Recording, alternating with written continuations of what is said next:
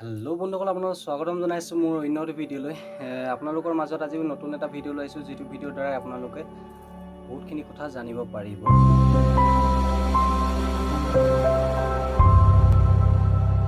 আমাৰ ভাৰতীয় জাতীয় পতাকাখনৰ দণ্ডসমূহৰ বিষয়ে জানিব বিচাৰিম আজি। 24ডাল আমাৰ ভাৰতীয় জাতীয় পতাকাখনৰ 24ডাল দণ্ড থাকে। প্ৰতিডাল দণ্ডৰ এটা এটা পৰিচয় আছে। সেই পৰিচয়সমূহ আপোনালোকৰ আগত মই দাঙি ধৰিম। যিসকলে নাজানে সেইসকলে এই ভিডিঅ'টো চাওক।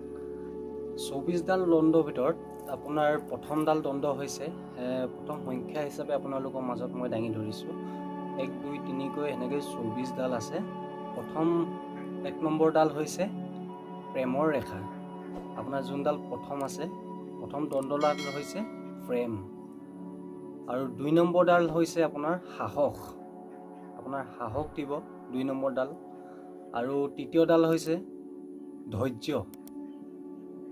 তেনেকৈ আপোনাৰ চতুৰ্থডাল হৈছে আপোনাৰ শান্তি। আৰু পঞ্চমডাল হৈছে মহামতিত্ব 5 নম্বৰ। আৰু 6 নম্বৰ হৈছে কল্যাণ। 7 নম্বৰ হৈছে বিশ্বাস। আৰু 8 নম্বৰত আছে উদাৰতা।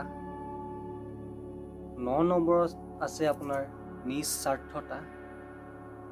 আৰু 10 নম্বৰত আছে আত্মসংযম। আৰু 11ত হৈছে আত্মত্যাগ। তেনেকৈ আপোনাৰ 12 নম্বৰত হৈছে সত্য। আৰু 13ত হৈছে শুদ্ধ। 14 নম্বৰত হৈছে আপোনাৰ ন্যায়।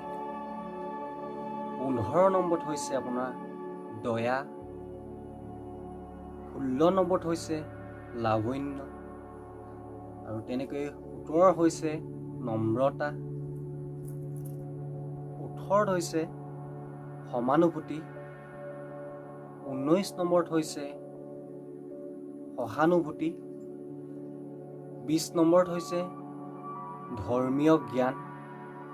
আৰু 21 নম্বৰত হৈছে মূল্যবোধ।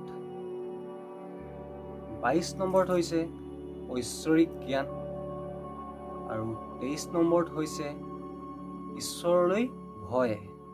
তেনেকৈ লাষ্ট হৈছে 24 নম্বৰ। 24 নম্বৰ হৈছে আশা।